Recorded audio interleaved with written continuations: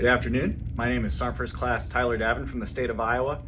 Today I'm going to be giving you an informational presentation on my first time skydiving, some of the emotions I had, and some of the lessons I had in the experience itself. So to give you a backstory on how I ended up jumping out of a plane, it is something that I'd always wanted to do that my wife was vehemently opposed to. So I was shocked when I came home from work on a Friday to have my wife say, "We need to do something that scares us.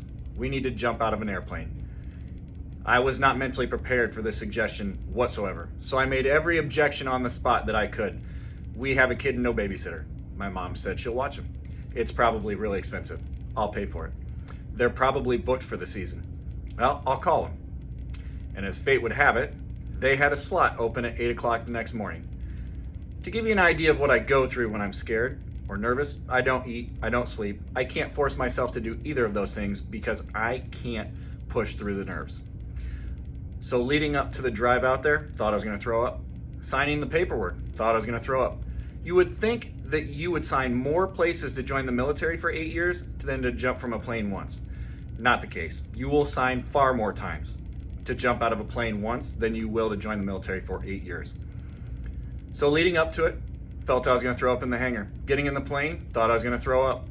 When I was strapped to the instructor in the plane, he said, "Are you scared?" I was like, "Yeah, you would be psycho not to be scared right now." He said, "Are you going to back out?" I said, "Absolutely not." So at 10,000 feet, the door opened, the temperature dropped, I could smell the exhaust from the engine, and I fell from a plane going 120 miles an hour. And I realized at that moment there was nothing I could do to get myself back in the plane, nothing I could do to change the situation I was in.